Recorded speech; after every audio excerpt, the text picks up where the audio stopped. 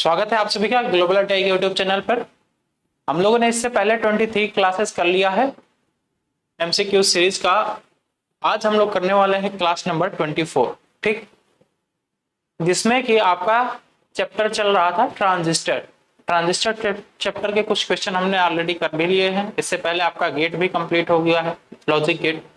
अब ट्रांजिस्टर देख रहे थे, तो चलिए देखते हैं कि आज कौन कौन से क्वेश्चन हैं, क्या क्या महत्वपूर्ण है, सारी चीजें एक एक करके देखेंगे। उससे पहले थोड़ा सा हम आपको बता दें कि जो भी क्लासेस हुई है इनका पीडीएफ globaliti.org वेबसाइट पे अवेलेबल है। आप लोग जाके आसानी से पीडीएफ डाउनलोड कर सकते हैं। अभी तक कुछ लोगों का एक्सक्यूज रहता था कि सर पीडीएफ नहीं डाउनलोड कर पा रहे हैं, तो अब आप आसानी से पीडीएफ डाउनलोड कर सकते हैं। आपको जाना है वेबसाइट पे और इलेक्ट्रीशियन कोर्स में जाना है। कैसे करना है मैं थोड़ा सा आपको बता ही देता हूं। देखिए, जैसे हमने यहाँ पे गूगल क्रोम ओपन किया, गूगल क्रोम में हमने यहाँ पे लिखा ग्लोबल आईटीआई, ठीक है, ग्लोबल आईटीआई ये सर्च किया तो अब जो पहला टैब दिखा हमने इस पे क्लिक कर दिया, ठीक है। जैसे आप इस पे क्लिक करेंगे तो इस तरीके से कुछ वेरिफिकेशन के लिए आएगा आपके पास। ये ऑटोमेटिक वेरीफाई कर लेगा। यहीं पे बहुत लोग यहीं पे रुक जाते हैं कि सर आपकी वेबसाइट ओपन नहीं हो रही है, सर आपकी वेबसाइट ओपन नहीं हो रही है, ऐसा कहने लगते हैं। भाई ओपन होगा, वो ऑटोमेटिक वेरीफाई करता है, ठीक है। इसके बाद आपको आईटीआई कोर्सेज पे जाना है। आईटीआई कोर्सेज पे जब आप जाएंगे तो आपको दिखेगा इधर इलेक्ट्रीशियन थ्योरी, ठीक है। इलेक्ट्रीशियन थ्योरी पे क्लिक करेंगे तो आपको फर्स्ट ईयर और सेकेंड ईयर दोनों दिख जाएगा, ठीक है।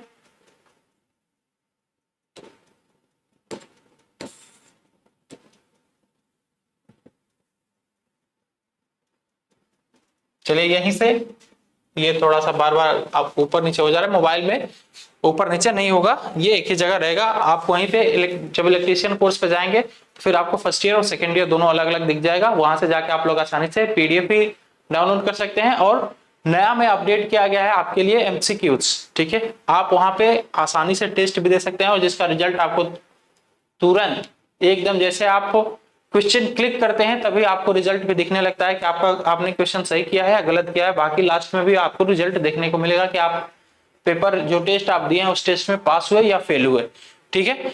चलिए ये तो बेसिक बातें हो गई अपनी। देखते हैं आज हम लोग पहला क्वेश्चन क्या है। आज का पहला क्वेश्चन बोला है कि what is the total turn on time while transistor makes और transition from V2 to V1। अब पहला एक क्वेश्चन ऐसा दे दिया है कि बहुत लोग कहेंगे कि सर ये कौन सा फिगर आपने ले लिया, ये फिगर तो हमने कभी देखा ही नहीं है। तो ये ट्रांजिस्टर का स्विचिंग टाइम का पूरा ग्राफ है, ठीक है। स्विचिंग टाइम का, ट्रांजिस्टर का स्विचिंग टाइम का ग्राफ आप लोगों ने देखा भी होगा, पढ़ा भी होगा। नहीं पढ़ा है तो यहां पे पढ़ लीजिए, ट्रांजिस्टर स्विचिंग टाइम, ठीक है, जिसमें दिखाया क्या गया है कि ट्रांजिस्टर को टर्न ऑन होने में और टर्न ऑफ होने में कौन कौन सा समय लगता है, ठीक है। देखो ये जो फिगर बनाया हुआ है, इसने इस फिगर को दो पार्ट में डिवाइड कर दिया। इन्होंने दो पार्ट में डिवाइड कर दिया है। एक इधर का पार्ट हो गया, ठीक है, यहां से लेके यहां तक, और ये यहां से जो यहां तक है ये पार्ट अलग हो गया, ये पार्ट हो गया अलग, ठीक है भाई। अच्छा चलिए अब नेक्स्ट पॉइंट देखिए। इधर हो गया इसका turn on time, T on लिख दिया, और इसको लिख दिया टी ऑफ, टी ऑफ। तो ये बंद होने का टाइम है और ये चालू होने का टाइम है। बीच वाला जो टाइम है इसको हम लोग कहते हैं स्टोरेज टाइम, इसको कहते हैं स्टोरेज टाइम। स्टोरेज टाइम को टीएस से प्रदर्शित किया जाता है, स्टोरेज टाइम को, ठीक है। स्टोरेज टाइम को हम लोग टीएस से प्रदर्शित करते हैं। तो यहाँ पे जो टर्न ऑन टाइम है, टर्न ऑन टाइम में दो समय दिया रहता है। देखो एक आपका दिया हुआ है यहां से लेके यहां तक का समय, इसे कहते हैं हम लोग टाउ टीडी, ठीक है। और एक यहां से लेके और यहां तक का समय दिया हुआ है, इसको कहते हैं टी आर। तो टर्न ऑन इक्वल टू हो जाता है आपका T D plus T are, जहां पे टी डी क्या है, टी डी को हम लोग डिले टाइम कहते हैं, डिले टाइम, और टी आर क्या होता है, ये होता है हमारा रिस्पॉन्ड टाइम, रिस्पॉन्ड टाइम। ठीक है, तो ये होता है आपके टर्न ऑन का फॉर्मूला। टर्न ऑफ का फॉर्मूला यदि पूछ ले आपसे तो क्या कहोगे? टर्न ऑफ में देखिए, टर्न ऑफ में भी दो टाइम होता है, एक होता है आपका tau T F, sorry tau मैं बोल दिया, टी एफ, और एक हमने अभी आपको इधर बताया कि ये क्या है भाई, ये है आपका स्टोरेज, स्टोरेज। ठीक है, तो देखो यहां से लेके और यहां तक का जो टाइम है ये है आपका टी एस। ठीक, तो tau F equal to tau off equal to हो जाता है T S plus T F. ठीक, तो ये दो आपका मोस्ट इंपॉर्टेंट फॉर्मूला है, दोनों फॉर्मूले को याद कर लेंगे, जहां पे टी एस आपका स्टोरेज टाइम है और टाउ टी एफ क्या है, टी एफ को यहां पे लिख लीजिए, टी एफ जो है ये है आपका फॉल टाइम, फॉल टाइम। ठीक है ना, तो ये टोटल आपका स्विचिंग टाइम, टोटल इतने तरीके का टाइम होता है ट्रांजिस्टर को स्विचिंग होने में। आपका एक राइज टाइम होता है, एक डिले टाइम होता है, एक आपका रिस्पॉन्ड टाइम होता है, फिर आपका स्टोरेज टाइम होता है। ठीक है, चलो, अरे क्वेश्चन में क्या पूछा था, टर्न ऑन टाइम पूछा था ना, तो टर्न ऑन इक्वल टू क्या हो जाएगा, मैं तो आंसर बताया नहीं आपका, T on equal to T D plus T R. ठीक है, अरे फॉर्मूला तो लिख दिया हूं तो इतना तो कर ही लोगे यार। चलो आगे बढ़ते हैं, देखते हैं अगला क्वेश्चन। अगला क्वेश्चन बोला है आपसे कि विद्युत संपर्क विकसित डिफ्यूजन और मिश्र धातु जंक्शन के तरीकों का उपयोग करके किस उपकरण का निर्माण किया जाता है। ठीक है, किस किस का यूज कर रहा है, यूज किया है इसने, using the method of point contact, फिर ग्राउंड, फिर डिफ्यूजन एंड एलॉय जंक्शन।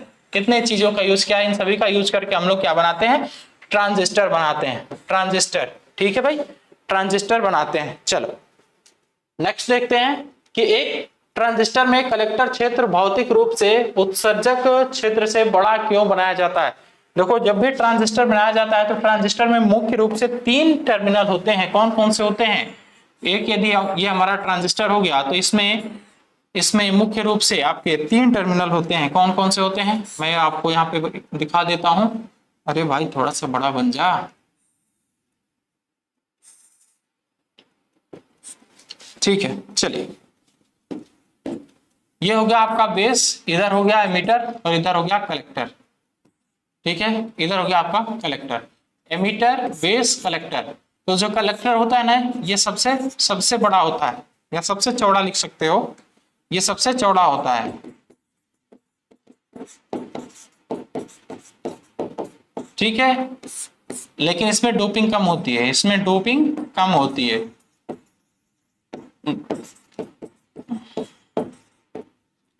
ये मॉडरेट होता है, ये मॉडरेट, इसकी चौड़ाई मॉडरेट होती है, मॉडरेट, लेकिन डोपिंग हाईएस्ट होती है, लेकिन डोपिंग इसमें हाईएस्ट होती है।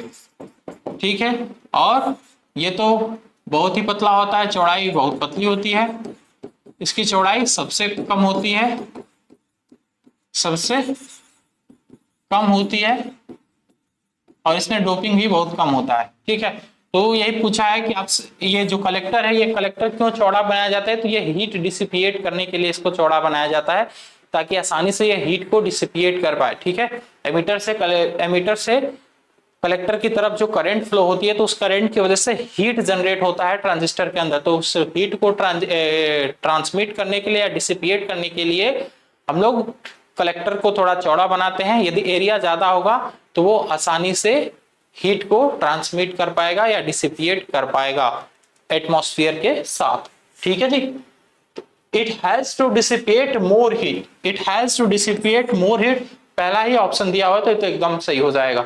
चलो अगला क्वेश्चन देख लेते हैं कि एक ट्रांजिस्टर का कार्य क्या है यदि एमीटर से बेस और कलेक्टर से बेस तक अग्र अभिनति है। ठीक है, ट्रांजिस्टर आपका 4 तरीके से काम करता है, as a amplifier, as a switch, फिर एक ऑन स्विच होता है और एक ऑफ स्विच होता है और एक होता है आपका सैचुरेशन रीजन। तो ये टोटल 4 रीजन है आपके ट्रांजिस्टर के, ठीक है। इस क्वेश्चन में आपसे क्या पूछा है, इस क्वेश्चन में आपसे पूछा है कि जब हमारा एमीटर से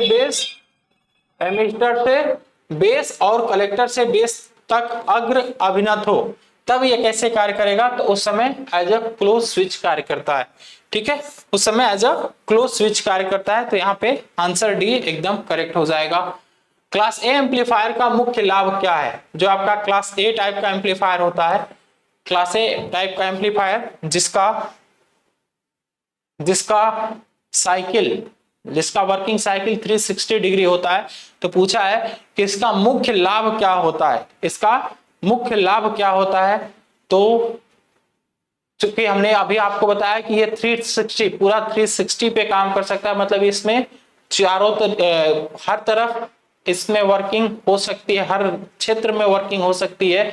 तो इस वजह से इसमें विकृति कम होगी, इस वजह से इसमें क्या विकृति कम होगी। और जिसका वर्किंग रीजन कम होता है, जैसे जिसका 180 तक हो जाएगा तो उसमें विकृति उत्पन्न होगी, ठीक। लेकिन ये 360 पे काम करता है, इस वजह से इसमें कोई विकृति, कोई डिस्टॉर्शन उत्पन्न नहीं होता है, ठीक है, एकदम मिनिमम डिस्टॉर्शन होता है। कौन सा इलेक्ट्रॉनिक सर्किट बिना इनपुट के सिग्नल तरंगों या पल्सेस का उत्पन्न करता है। अरे यार ये तो सिंपल सी बात हो गई, जो आपके ऑसिलेटर होते हैं, ऑसिलेटर बिना इनपुट के या बिना सिग्नल के पल्सेस प्रोड्यूस करते हैं, ठीक है। बाकी जो आपका एम्पलीफायर है, एम्पलीफायर को इनपुट देना एकदम ही जरूरी होता है, ठीक है। ऑसिलेटर जो है, इसमें ऑसिलेटर्स को इनपुट देने की जरूरत नहीं होती है, इसमें पल्सेस मिलती हैं, ठीक है जी। चलिए नेक्स्ट क्वेश्चन देख लेते हैं हम लोग।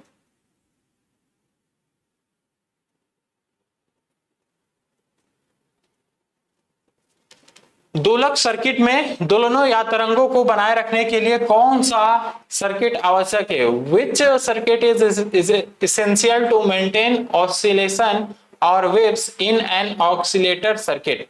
Rectifier with filter, voltage multiplier, negative feedback, positive feedback.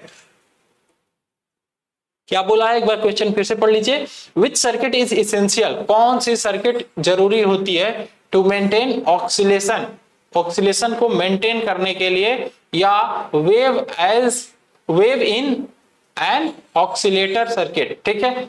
Oscillation को मेंटेन करने के लिए या फिर वेव्स को मेंटेन करने के लिए इसमें से कौन सा ऐसा टर्म है या इसमें से कौन सा ऐसा डिवाइस है जो एकदम जरूरी होता है, एकदम जरूरी होता है, ठीक है।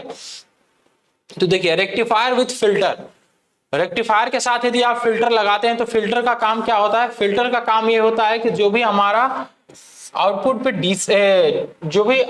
डीसी का पार्ट रह गया रहता है, जैसे भाई रेक्टिफायर के आउटपुट से हमें क्या मिलता है, प्योर एसी तो मिलता नहीं है, प्योर एसी नहीं मिलता है ना, प्योर एसी नहीं मिलता है, तो फिर क्या मिलता है, हमें मिलता है पल्सेटिंग एसी, पल्सेटिंग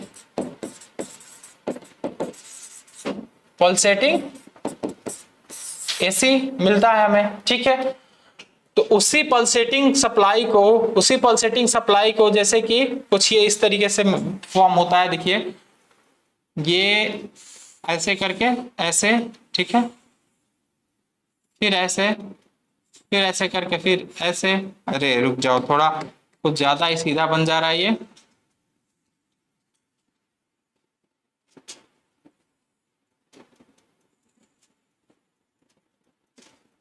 रुक जाओ भाई, हाँ कुछ इस तरीके से ये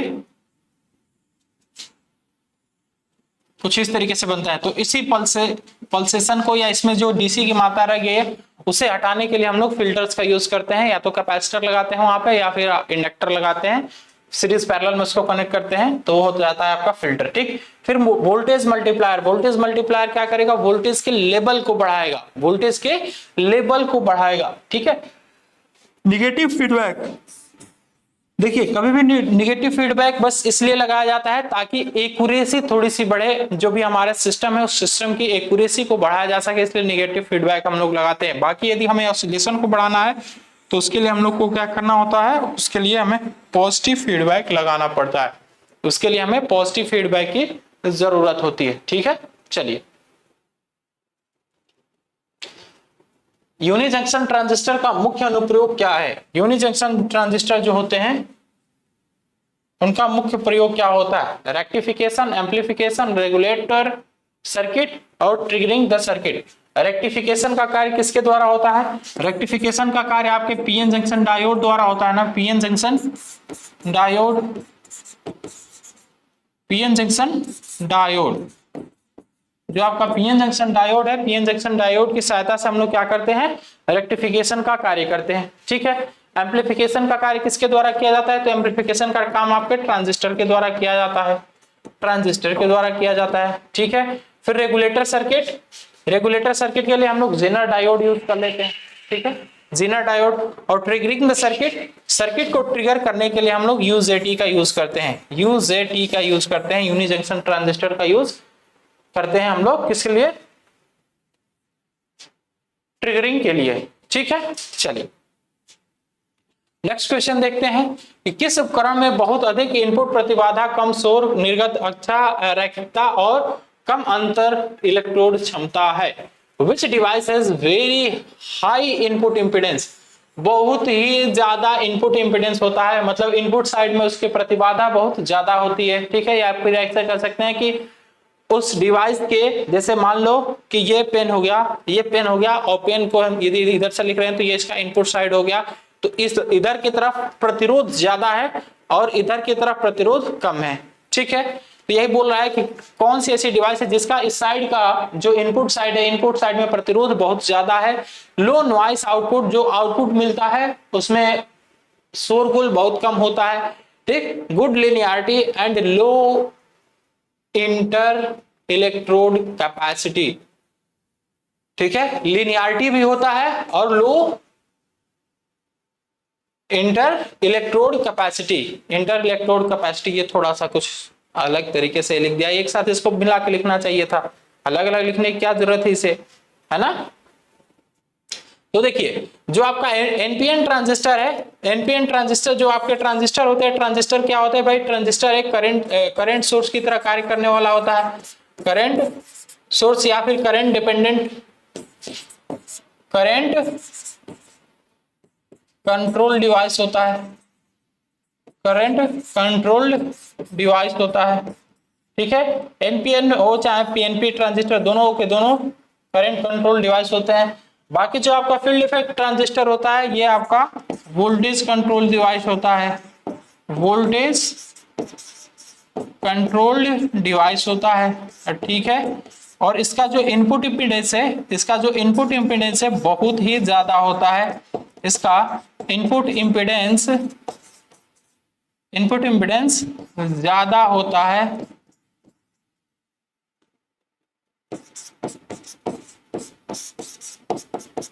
ज्यादा होता है। और इसमें इसके जो 3 टर्मिनल होते हैं वो ट्रांजिस्टर से अलग हो जाते हैं। ट्रांजिस्टर के 3 टर्मिनल कौन कौन से हैं मेरे दोस्त, बेस है, कलेक्टर है और फिर एमिटर है। 1 हो गया, 2 हो गया और तीसरा आपका एमिटर हो गया। ठीक है जी, लेकिन जो आपका एफईटी है, एफईटी का तीनों अलग अलग हो जाता है, ड्रेन, ड्रेन, गेट और सोर्स, ड्रेन, गेट और सोर्स, इसके 3 टर्मिनल ये होते हैं। ठीक है, चलो जेफेट की तुलना में मॉसफेट के धारा नियंत्रण में क्या अंतर है, insulating layers instead of junction, instead of junction. ठीक है, using N material instead of P material, using P material instead of N material, using N material gate instead of P material. आज आपसे क्वेश्चन पूछा है कि जो आपका JFET है, जेफेट है वो मॉसफेट के धारा नियंत्रण में क्या अंतर है। ठीक है, जेफेट, अरे what is the difference in current control of MOSFET compare to JFET, MOSFET compare to JFET, ठीक।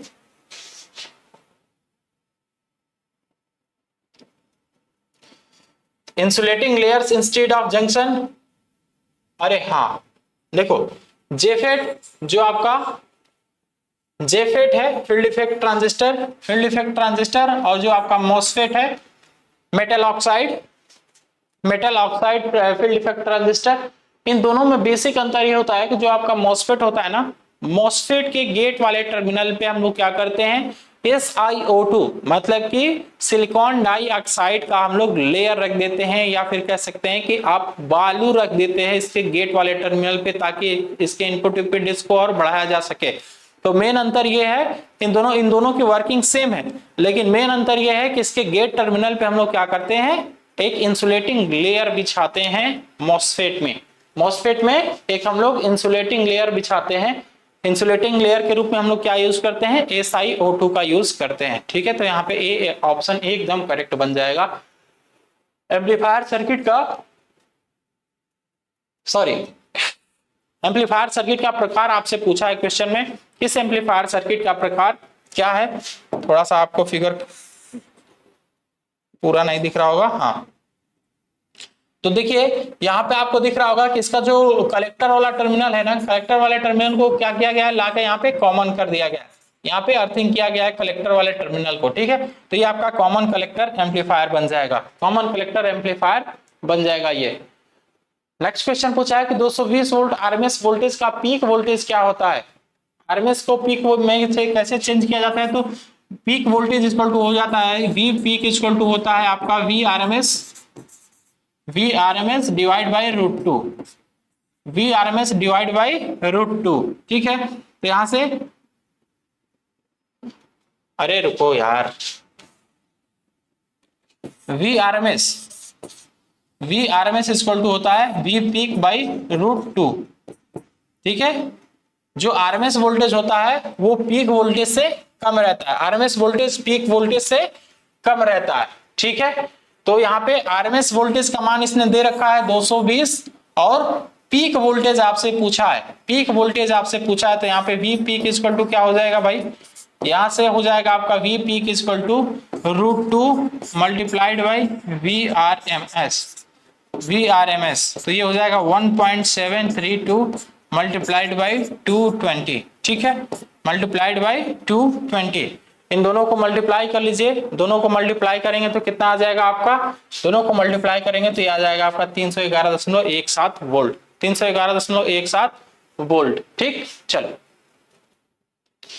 सीआरओ के इनपुट प्रतिबाधा को कैसे बढ़ाया जा सकता है। अब देखो यहाँ से सीआरओ के चैप्टर स्टार्ट हो गए। सीआरओ आपका एक आपके बुक में एक अलग ही चैप्टर दिया हुआ है, सीआरओ, जो कि बहुत ही बेहतरीन आपका कह सकते हैं कि कंसेप्चुअल चैप्टर है। इससे थोड़ा बेहतरीन तरीके से पढ़िएगा। अभी इस क्लास में तो इससे बहुत कम क्वेश्चन है, नेक्स्ट क्लास में मैं जब आऊंगा थोड़ा सा पहले आपको सीआरओ बताऊंगा, इसके बाद फिर हम लोग क्लास को स्टार्ट करेंगे, ठीक है। चलिए, सीआरओ के इनपुट प्रतिबाधा को कैसे बढ़ाया जाता है, by adding resistance to CRO probe. Probe जो होता है, प्रोब उसका एक तरह से कह सकते हैं कि प्रोब अलग अलग होते हैं, हर एक पॉइंट पे कनेक्शन के लिए हम लोग प्रोब का ही यूज करते हैं। जैसे आपने ऐसे सुना होगा कि टर्मिनल आपने बार बार सुना होगा, है ना, कभी भी कनेक्शन किया जाता है तो टर्मिनल पे किया जाता है, लेकिन जब हम लोग सीआरओ में कनेक्शन करते हैं तो सीआरओ में हम लोग प्रोब जहां पे कनेक्शन करते हैं उसे हम लोग क्या कहते हैं, प्रोब कहते हैं, ठीक है। तो by adding resistance to CRO probe में रेजिस्टेंस को ऐड करके, ठीक है, ये बात सही है। By adding resistance to trigger level circuit में ऐड करके रेजिस्टेंस को कुछ नहीं कर सकते। By increasing time base attenuator switch position, ये तो हॉरिजेंटल सेक्शन में लगा रहता है, हॉरिजेंटल एम्पलीफायर में लगा रहता है, तो ये इसका कोई बहुत ज्यादा मतलब नहीं है। बाय इंक्रीजिंग वोल्ट पर सेंटीमीटर एटेन्यूएटर स्विच पोजीशन, ये आपका वर्टिकल एम्पलीफायर है, तो इससे कोई इसके इनपुट पे प्रभाव नहीं पड़ेगा। इसके इनपुट के प्रतिरोध को बढ़ाना है तो हम लोग सीआरओ के प्रोब में रेजिस्टेंस को ऐड कर देते हैं, तो इनपुट रेजिस्टेंस बढ़ जाता है सीआरओ का, ठीक है भाई। 0.2 माइक्रोसेकंड के टाइम बेस्ड सेटिंग के लिए 5 डिवीजन द्वारा कवर किए गए सीआरओ स्क्रीन पर प्रदर्शित सिग्नल की आवृत्ति क्या होगी। यहाँ पे सिग्नल की आवृत्ति आपसे पूछा है, ठीक है। यहाँ पे क्वेश्चन में क्या पूछा है, सिग्नल की आवृत्ति पूछा है आपसे, ठीक है भाई। सिग्नल की आवृत्ति पूछा है, कितने के लिए पूछा है, पूछा है आपसे